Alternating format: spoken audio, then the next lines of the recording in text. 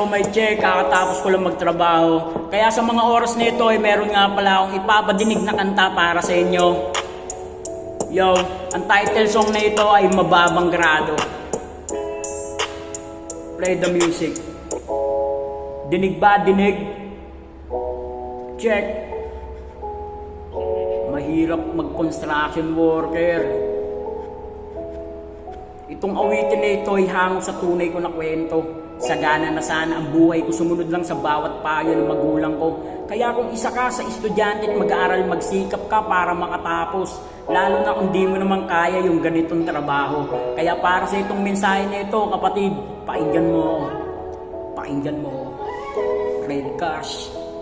Ako si Jason G. Baclayo, kilalang tahimik ng aking mga guro nung ako'y high school pa. 2010 nung ako'y makatapos at huminto ng pag-aaral nung magkolehiyo na. Hindi sa dahil lang kapos kami, sagana pa nga sa salapi dahil maganda pa trabaho ni ama at si ina ay nasaktan sa nagawang desisyon. Dahil sinira ko ang plano at magandang ambisyon na dapat magaan na sana ang buhay sa ngayon. Kaya lubos kong pinagsisisiyan ng bagay na yung pinadali ko ang pag-ikot ng oras na di pa sa'kin lumaktaw sa pagsusulit. Kaya ang bagsak ay buhangin na dapat lapis lang ang hawak, magaan na pasanin. Ngayon simento na ang buhat at palang kalawangin, palad na malambot noon. Ngayon ay puro nakalyo, ito pala ang sinasabi ng magulang ko. Sikapin mo na makatapos ka ng pag-aaral at kung pwede lang huwag ka sanang magbulakbol. Piliin ng mabuting kaibigan, masamang gawain iwasan, huwag ka magpasulsol, huwag ka magmaktol.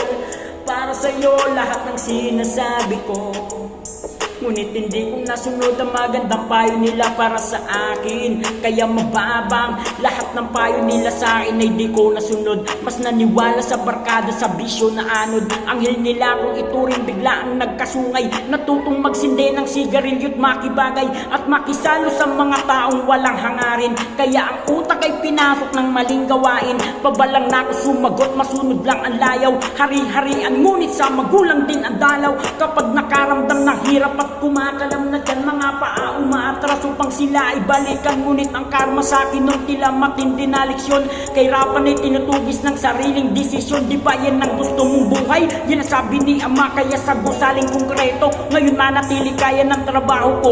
Di ko gusto maranasan nyo, ito pala yung sinasabi ng mga magulang ko. 8 taon na ang lumipas, di na pwede malikan. Ako'y nagkaedad na rin at wala nang masandalan. Kailanman hindi ko sinisisi ang magulang ko kung ano man na tamong hirap, yun ay kasalanan ko. Sikapin mo na makatapos ka ng pag-aaral at kung pwede lang huwag ka sanang magbulakbol.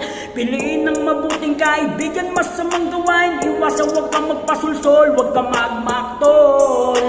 Para sa'yo lahat ng sinasabi ko, ngunit hindi ko nasunod ang magandang payo nila para sa akin. Kaya mababang, kaya lahat ay tinanggap. Matuklap man aking balat sa paanan, nakayapak habang lubog sa putik. Ang tanging paglalakad lamang ang nagsilbi na pahinga. 3 minuto sa tanghali para makaunat ka. Pakikisama ang isa sa pinakamahalaga, pero di ka pwede yung sobrang bait sa kanila. Dahil ikaw ay tatapak-tapakan lamang, gugulangan, tangan lamang nila sa iyo. Kay sunod-sunuran, ganun kaliit ang tingin sa'yo ng mga amo mo. Napakababang kalidad, parang barya na sintimo. Wala kang diplomang maipagmalaki yung titulo. Di mo karapatang magreklamo dahil ginusto mo. Kung ayaw maranasan, buksan ang kamalayan. Pangarap ay taasan upang di mo pagsisiyan. Gagaan din naman yan, mabigatan ka man sa laban. Pagdating ng anihan, ikaw rin ang makikinabang yan.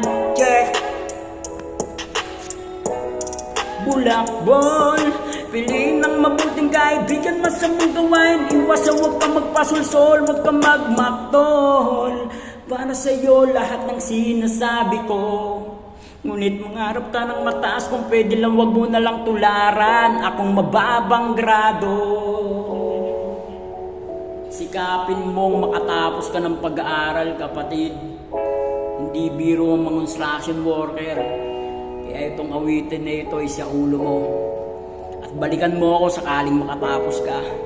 Congrats ka agad sa'yo, kapatid.